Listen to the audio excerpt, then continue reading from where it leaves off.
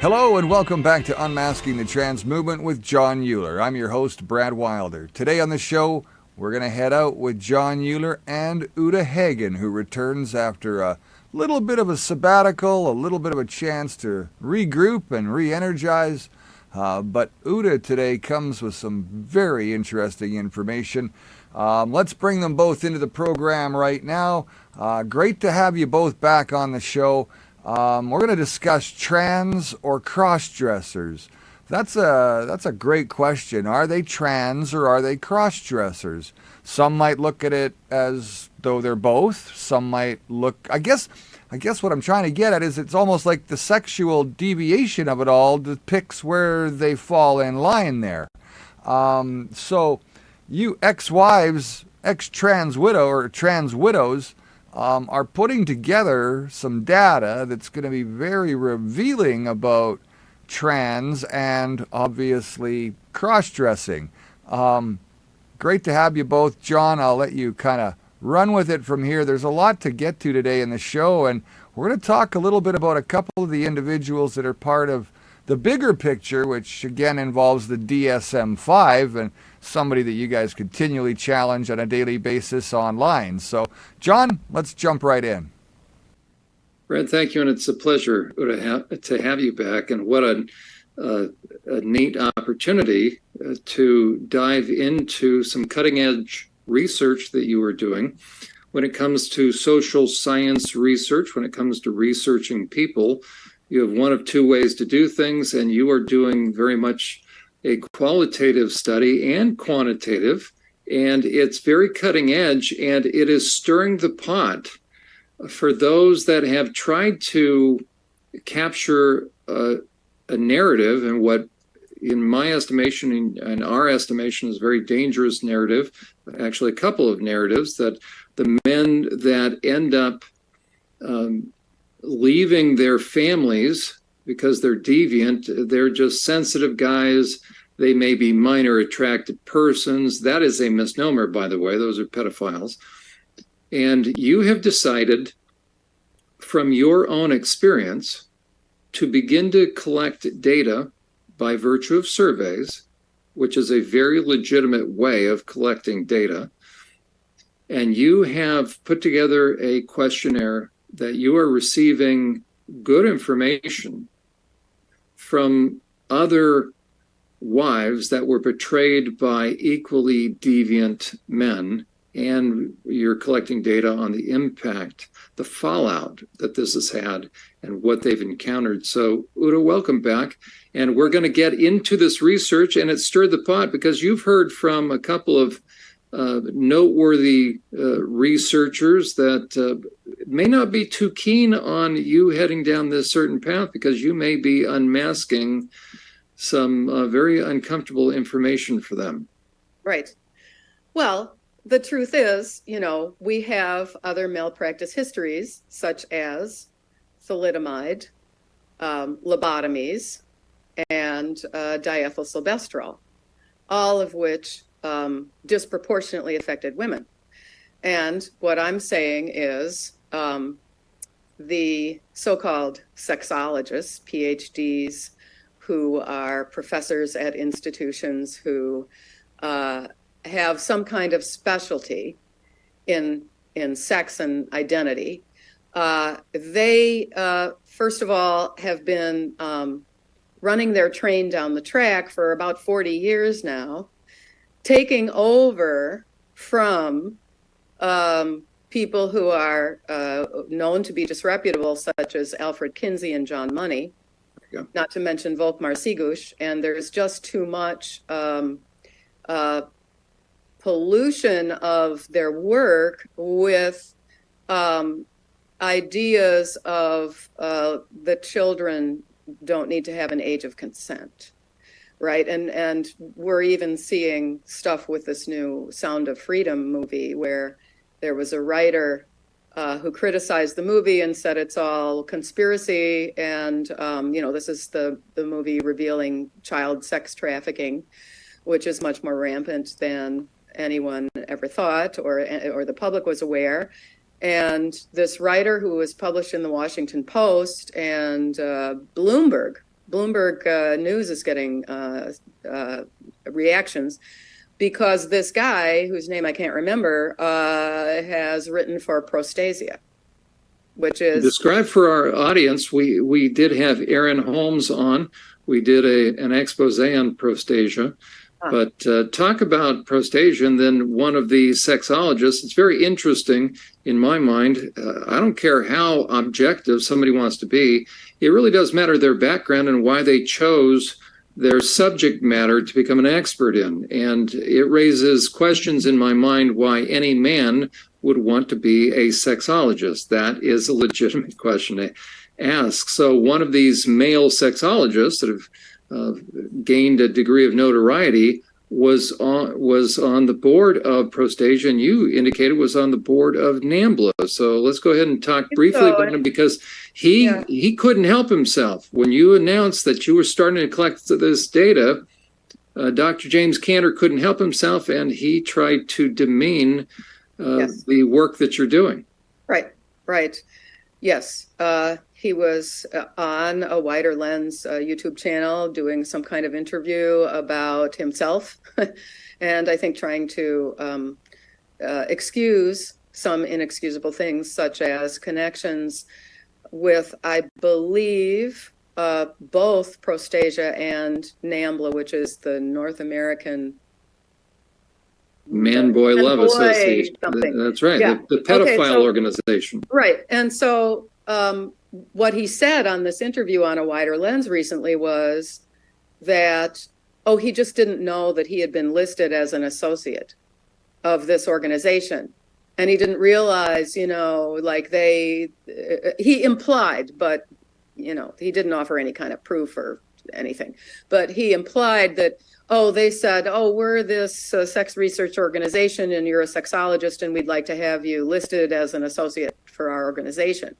And but now he's claiming that they just listed him. They didn't ask him, and he didn't really know, he says, what their organization is about, and the fact that what the biggest thing that these perverts are challenging is age of consent, and that young children could possibly actually consent to any kind of sexual activity. So it's kind of timely that we're talking about this. And what's interesting is that this whole thing about the trans is, or what I call cross-sex ideation, is kind of adjacent, because some things are happening that we know of now where kids who identify as the opposite sex, they identify an opposite sex persona, they're being encouraged to run away from home. And then there is already a case where, the grandparents rescued this kid, and I think it was in south of where you are, John, and maybe Virginia or something. And, or no, that's north, sorry. But so this girl was prostituted. She identified it as a boy, ran away from home, and then got sort of kidnapped and was prostituted. And that's a known case and stuff. And so the thing is, these kids are really at risk. And I feel that it's just important to look into what the trans widows, us ex-wives of cross-dressing men who identify as the opposite sex. I think it's important to know our experiences too, because these guys are not telling the truth when they go into that diagnosing PhD psychologist, sexologist. They're not telling the truth. And so if you ask me, the four that we're talking about, who I'm not afraid to name, Blanchard, Zucker, Cantor, and Bailey, are ignoring all these issues. They're ignoring very glaring elephants in the room with their whole Blanchard protocols, their whole plans. And now what they're trying to do is salvage their reputations, because they're trying to say that we didn't know that it was going to balloon like this. We don't support a one appointment diagnosis. there is such a thing as rapid onset gender dysphoria. But the thing is, they see what happened was I made some comments under Cantor's interview on a Wider Lens channel. And then Cantor came back and replied to me like right away. He was watching the comments. And he told me that nothing I'm doing is valid and that it could be called, in quotes, market research. And I just think that's kind of interesting because I realized, probably those guys have been accused of market research because that's actually what they've been doing. They've been doing the market research for surgeons who want to put people under and, take away important body parts. So, and also they're doing market research for the pharmaceuticals companies who it's this whole big cycle because the pharmaceuticals companies are then funding so-called educational groups like the Arcus Foundation and other groups that employ young people who have this psychiatric illness, this ideation, and they learn the script. And then they take little dolls that don't have genitals into schools and talk to kindergartners about how you can be non-binary. And I would be fired. If I was still teaching kindergarten and they told me I had to have this person in their classroom, I would say, when was that person fingerprinted? I want to see the data. What is the material? I have to have a, 5-page information about what this person is going to come in and say to my students, because they are my students. They are my children and I am their teacher.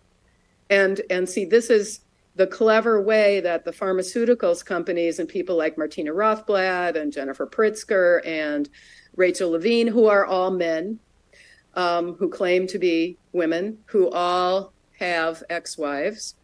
I would love to get in touch with Martha Peabody Levine, who is Rachel Levine's ex-wife and mother of their 2 children, and never mentioned as mother of their 2 children by that government employee.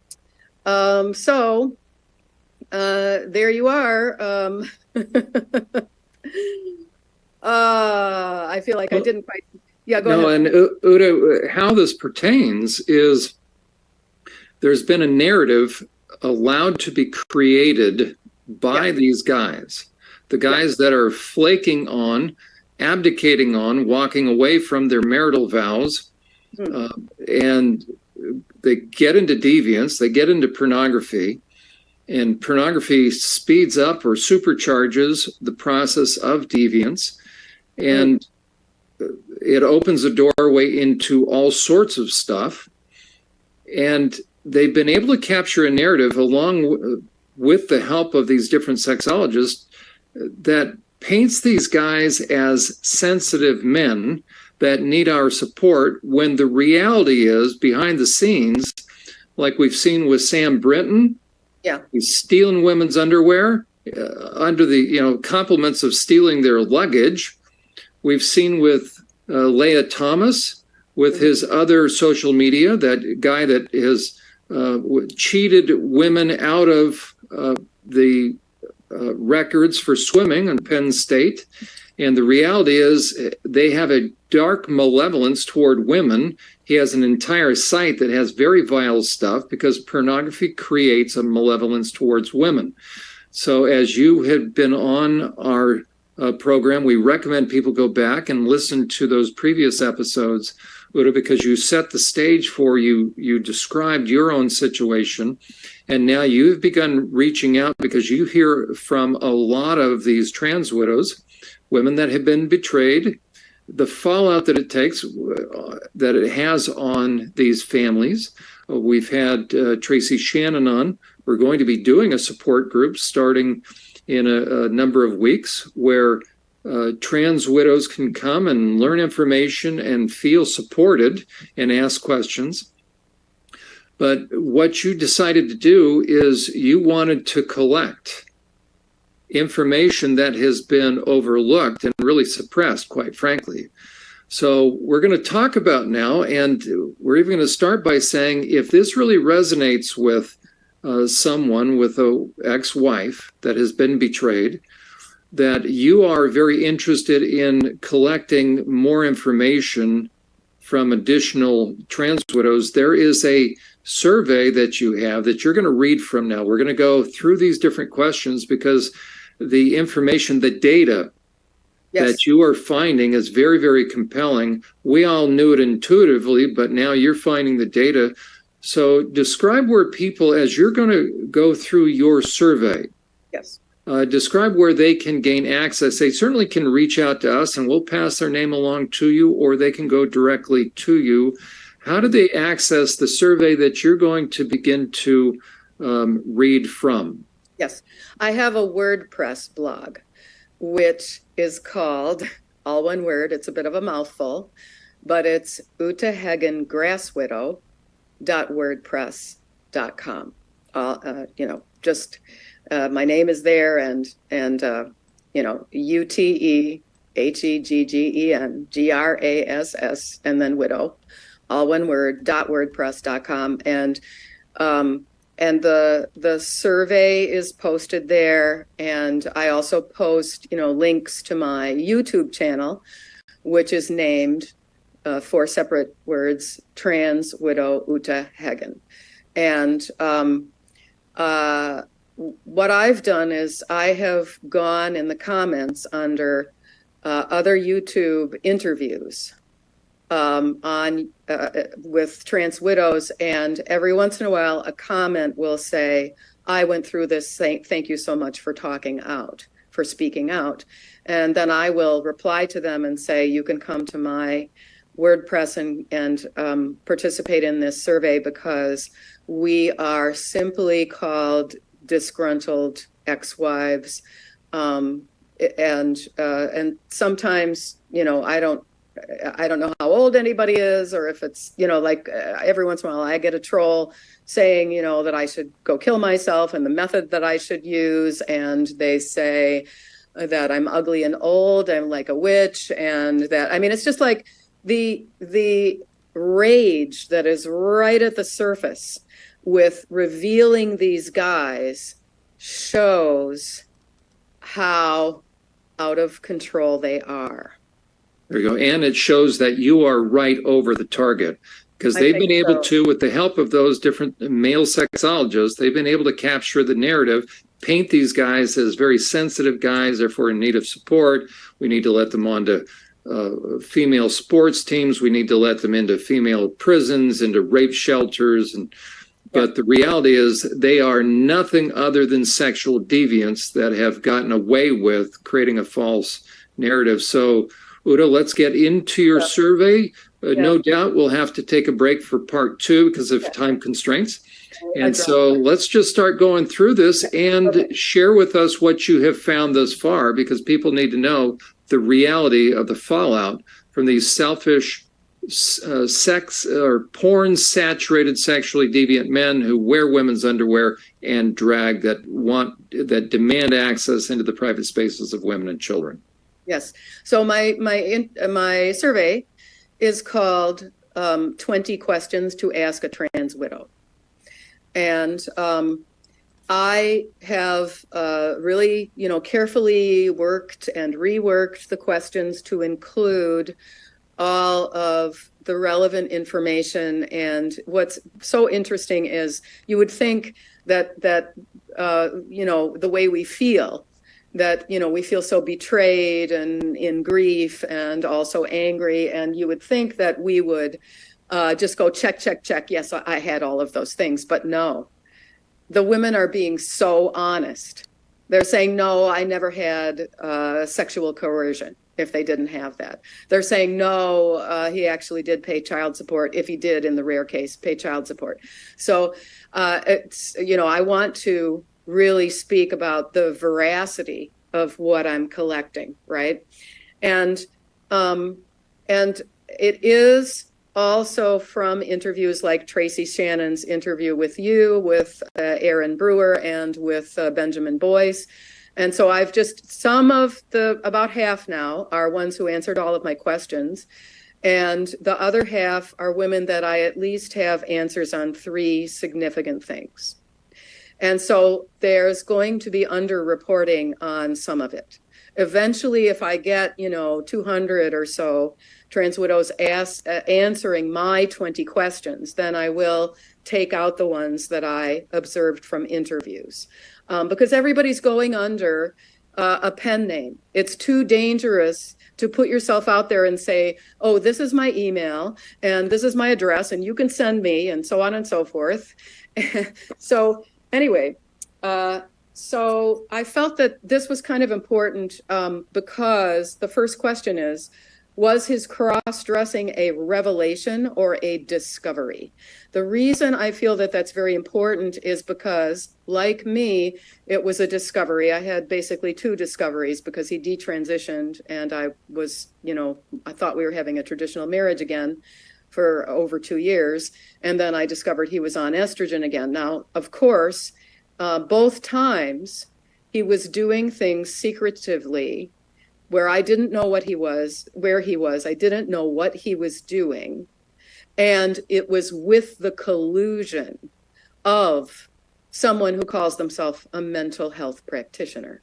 They are colluding against women. And I will tell you, the sexologist who diagnosed my husband in the first appointment, as she said in a sworn affidavit, July 12th, 1993, she diagnosed him in the first appointment. I have it signed and sworn in her own words.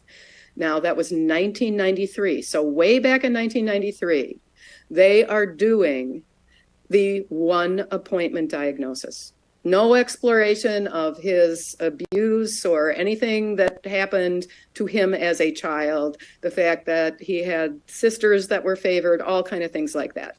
So, and even if it's a revelation, there's still, like, for a lot of these guys, there's this, therapist in the background backing him up. So this is a certain kind of what I feel is actually malevolence towards women.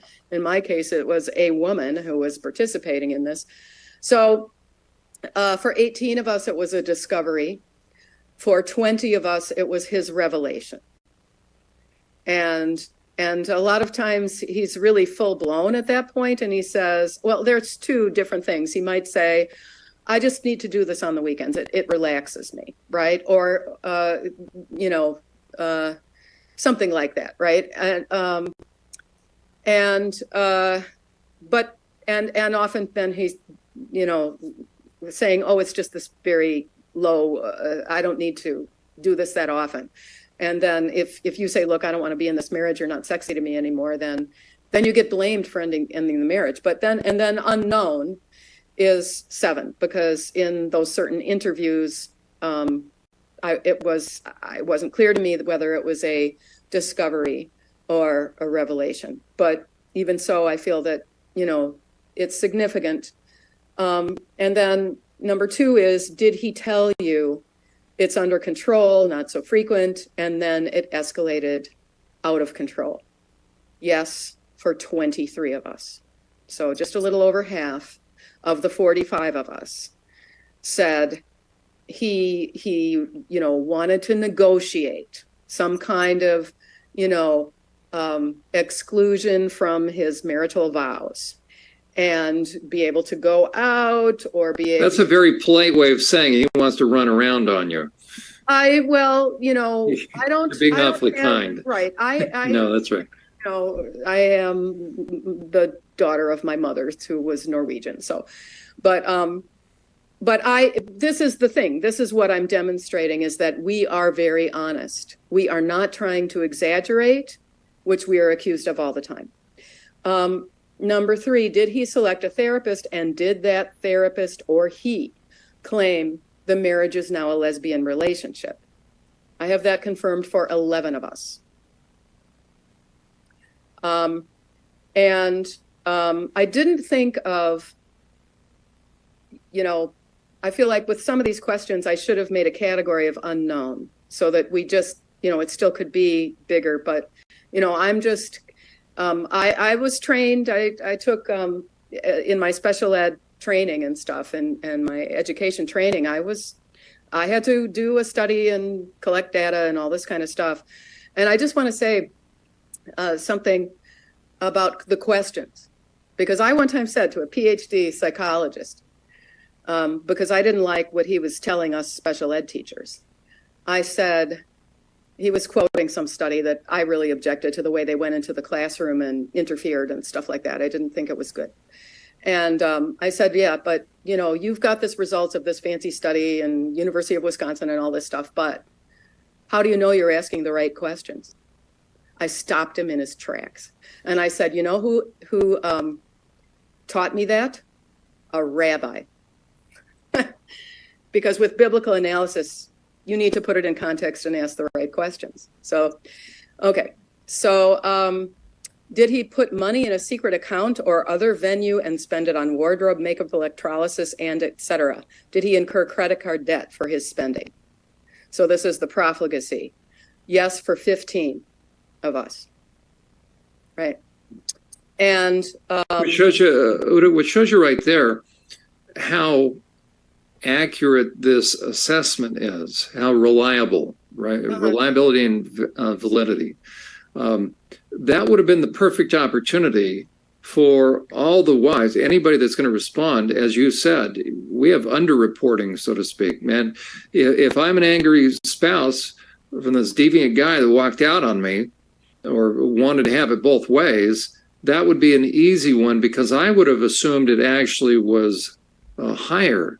So the fact that you have that degree of honesty where perfect opportunity to really paint a picture that these guys, 100% of them have these secondary accounts, that's very compelling to me. Read the amount again.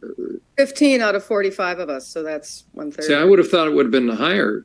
Well, the thing is, I have a feeling that there are a number of unknowns. And the other thing is, there's also, like if I wanted to lead people, I could have said, or did you suspect it, right? Because sometimes you don't have proof. They can do all these things. There's PayPal, there's even a delivery thing where you do, it's called Amazon Locker.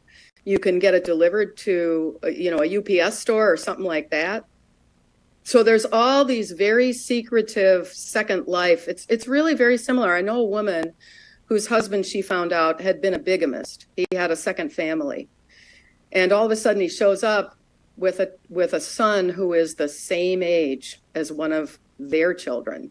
He just shows up and says, oh, I decided, I'm going to tell you this, and I wanted all of my children to meet each other. Right? So, so it's actually similar because it's this leading a double life kind of a thing, So this is the thing is, there could be more, and it's likely that the real number is more, but some of these guys are so clever that we didn't know, right? It's if you make a lot of money, a lot of these guys are professionals. There's architects, there's engineers, a lot of tech guys. There's one, for example, a rather young, new trans widow. It's just been maybe 8 months or so. And he spent the equivalent of about $65,000 in American money. She doesn't live in the US, but in American money. All of a sudden, she doesn't really know. I mean, it came out as they were in the divorce process, and he even cleaned out their toddler's college savings account. And she suspects but doesn't have proof that he was using it on prostitutes. That's the other thing real interesting is, I'm not asking really, inflamed kind of questions like, do you know that he went to prostitutes? Because not that many of us know. However, 2 former escorts, as they call themselves, have contacted me to say that, oh yeah, these guys pay extra, to get the dominatrix thing and to, have us do their makeup and then we do this other nonsense. So you're going to have to do another study. Right. Okay. Ute, I'm aware of the clock right now. Why don't we have you just hold that right there? We're going to pick up. We'll jump right into it on the second part. Are you okay staying with us? Absolutely, yes. We'll continue. Brad, I know you're like me. I've already heard some of this just because I'm in the field and I do sex offender treatment. It never ceases to boggle the mind. But you're not steeped in this deviant world, fortunately. So your head must be spinning as a husband and a dad. Well, I can't deny that. It definitely takes you on a journey listening to all of this, and the experience that I gained from you guys is not only educational to me, but also our viewers out there, and we really do appreciate everything that you bring to the table, both of you, because without you, we wouldn't know. People would be listening to Cantor and thinking that these guys are right, and your efforts to stop them and make sure that the truth is known is a gallant effort, and I commend you both. Thank you. This is Unmasking the Trans Movement with John Euler. You can find us on YouTube. You can find us on BitChute and Rumble as well. All of our episodes are there. You can find past episodes from Ute herself on our website as well at unmaskingthetransmovement.com. Till next time, I'm Brad Wilder for John Euler and Ute Heggen. Remember, it's not our kids' fight, it's our fight. We'll see you next time.